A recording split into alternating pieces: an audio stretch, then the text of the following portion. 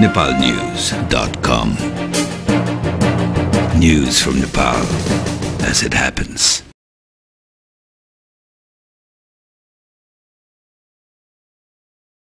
काठमाडौँबाट प्रकाशित नेपाली राष्ट्रिय दैनिक पत्रिकाहरूको समाचार सार संक्षेपमा स्वागत छ।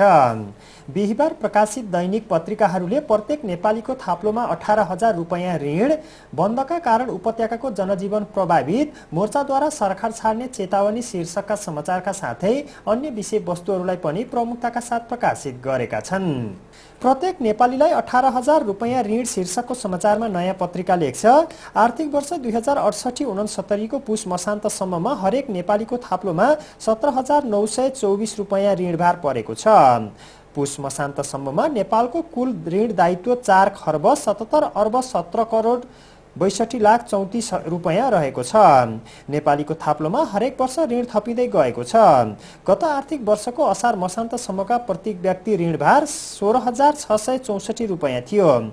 जनगणनाको पछिल्लो तथ्याङ्क अनुसार नेपालको अहिलेको जनसङ्ख्या 2,66,20,809 रहेको छ। सोही पत्रिकाले पेट्रोलियम पदार्थको मूल्यवृद्धि पुनर्विचार हुने, मुम्बईमा मनिषा मदिरामा मस्त, एसएलसी प्रश्नपत्र छाप्न 3 तहको सुरक्षा घेरा शीर्षकको समाचारलाई पनि प्रमुखताका साथ प्रकाशित गरेको छ। बन्दबाट जनजीवन प्रभावित शीर्षकको समाचारमा गोरखापत्र लेख्छ। पेट्रोलियम पदार्थमा भएको मूल्यवृद्धि फिर्ताको माग गर्दै 13 विद्यार्थी संगठनले बुधबार आयोजना गरेको बन्दका कारण उपत्यकाको जनजीवन प्रभावित बन्यो। बन्दमा कुनै हिंसात्मक तथा अप्रिय घटना भने भएनन्। यसअघिका तुलनामा बुधबारको बन्द शान्तिपूर्ण रह्यो। आयोजकले साँझ 5 बजेबाट बन्द फिर्ता लिएका थिए। बन्दका कारण उपत्यकामा शैक्षिक संस्था, उद्योग, कल कारखाना, बैंक तथा वित्तीय संस्थाहरू, व्यापारिक केन्द्रहरू मात्र नभएर स्थानीय पसलहरू समेत बन्द देखिन्थ्यो। बन्दमा प्रदर्शनकारीले सडकमा गुडिरहेका साइकलमा समेत हावा खोलिदिएका थिए। सोही पत्रिकाले हिमताल विस्फोटको भयमा 12 विषयवासी शीर्षकका समाचारलाई पनि प्रमुखताका साथ प्रकाशित गरेको छ। सत्ता छाड्ने मधेसी मोर्चाको चेतावनी शीर्षकको समाचारमा नेपाल समाचार पत्र लेख्छ।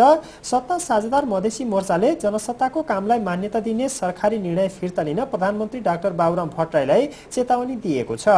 सत्ता साझेदार दलहरूको बुधबार साँझ प्रधानमन्त्री निवास बालुवाटारमा भएको बैठकमा मोर्चाले माओवादीले जनसत्ताले गरेको कामलाई सरकारले दिएको मान्यता फिर्ता नलिए मोर्चा सरकारबाट बाहिरिने चेतावनी दिएको थियो।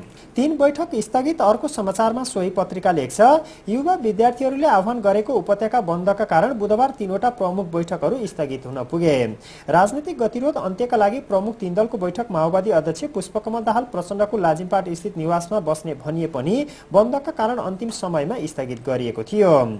बन्दका आह्वानकर्ता संगठनका माओ पार्टीहरू नै गाडीमा हुइकिँदा युवा विद्यार्थीहरू अझ आक्रोशित हुन सक्ने भन्दै बैठक स्थगित गरिएको थियो। तर इन्धन छैन शीर्षकको समाचारमा कान्तिपुर लेख्छ। सरकारले इन्धनको अत्यधिक मूल्य बढाउँदा उपभोक्ताले ठानेका थिए महँगै परे पनि अब चाहिँ पाइने भयो। तर त्यस्तो भएन। भाउ बढेको 6औं दिन मंगलबार पनि राजधानीका पेट्रोल पम्पहरूमा लामै लाइन देखिन्थ्यो। ग्यास डिपोमा त रित्तो सिलिन्डर मात्र थिए। बढेको भाउले पनि इन्धन आपूर्ति सहज बनाएन, उल्टो मजदुर र विपन्नलाई समस्या थपियो। भाउ घटाउ भनेर 13 विद्यार्थी र 9 युवा संगठनले बुधबार गरेको बन्दले जनजीवन झन कष्टकर बनायो। आपूर्ति सहज हुनै लागेको बेला नाफा बढाउन माग गर्दै व्यवसायीहरूले शुक्रबार पम्प बन्द गरिदिए। शनिबार निगमले इन्धन वितरण गरेन। असर आपूर्ति प्रणालीमै पर्यो। उपभोक्ताको शास्ति जस्ताको तस्तै। जो भन्थे जिन्दाबाद भन्न थाले मुर्दाबाद। अर्को टिप्पणीत्मक समाचारमा सोही पत्रिका लेख्छ। प्रधानमन्त्रीको समर्थनमा 1 महिना अघिसम्म बाबुरामलाई काम गर्न देऊ नाराका टी-शर्टधारी युवा सडकमा हिँडेका भेटिन्थे। तिनीहरू प्रधानमन्त्रीसँग ठूलै आशा गर्थे, तर कुर्सीमा बसेको 5 महिना नबित्दै तिनै युवा भट्टराईको पुतला बाल्दै सडकमा आएका छन्। तिनै युवाले बुधबार बन्द गरे अनि आपत्तिजनक नारा लगाए। यसपालिको हैजा। इन्धनको भाउ हत्ते बढेपछि दिनहुँ नाराबाजीमा उत्रिएका विद्यार्थीमा विपक्षी दलका त हुनु स्वाभाविकै हो। भट्टराईकै दल माओवादीका भातृ संगठन समेत सरकारको पुतलामा आगो हाल्दै राजीनामा माग्नु चाहिँ स्वाभाविक मान्न सकिन्न। जातीय आधारमा राज्य सीमाङ्कन झन जटिल शीर्षकको समाचारमा अन्नपूर्ण पोस्ट लेख्छ। राज्य पुनर्संरचना आयोगका बहुमत सदस्य जातीय 11 राज्य बनाउन सहमत भए पनि राज्यको सीमा तोक्न उनीहरूलाई धौधौ परेको छ। कारण जातीय प्रतिनिधित्व गर्ने आयोग सदस्यहरू आफ्नो पक्षको राज्यको सीमा बढाउन तल्लीन छन्। आयोगका सदस्यहरूसँगको सम्पर्कमा रहेका राजनीतिक स्रोतका अनुसार जसले अग्राधिकार र आत्मनिर्णयको अधिकार सहित जातका नाममा अधिकार सम्पन्न प्रदेश बनाउन खोजेका हुन् तिनै निर्णयले बाँकी सबै जातिका अधिकारलाई वास्ता गरेका छैनन्। यसै कारण आयोग सदस्यहरू बीच विवाद देखिएको छ। सोही पत्रिकाले सभासद रम्बा देवीको रातो पासपोर्ट चोरी शीर्षकको समाचारलाई पनि प्रमुखताका साथ प्रकाशित गरेको छ। नेपाली व्यवसायी इन्टरपोलद्वारा पक्राउ शीर्षकको समाचारमा नागरिक लेख्छ, नेपाल र भारतमा ठगी गरेको अभियोगमा इन्टरपोलद्वारा रेड कर्नर नोटिस भएकी एक नेपाली व्यवसायीलाई थाइल्यान्ड प्रहरीले पक्राउ गरी नेपाल पठाइदिएको छ।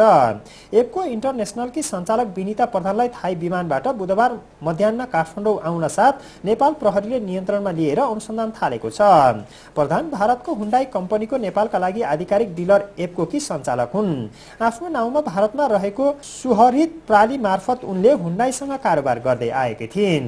यसरी डुब्यो एउटा कम्पनी अर्को समाचारमा सोही पत्रिका लेख्छ, एपको समूह अन्तर्गतको एपको international cosmic automobile cosmic air सञ्चालनमा थिए। करिब 10 वर्ष अघि एपको समूहले एउटा महत्त्वाकांक्षी योजना ल्याएको थियो।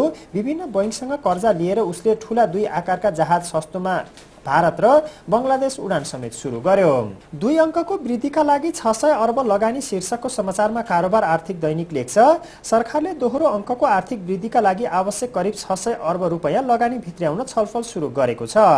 विदेशी निजी र सरकारी क्षेत्रबाट यो लगानी ल्याउन परियोजना छनौट र प्राथमिकीकरणका लागि लगानी बोर्डमा छलफल भइरहेको अर्थमन्त्री वर्षमान पुनले बताएका छन्। हवस् त आजलाई नेपाली राष्ट्रिय दैनिक पत्रिकाहरूको समाचार सार संक्षेप यति नै। nepalnews.com News from Nepal as it happens.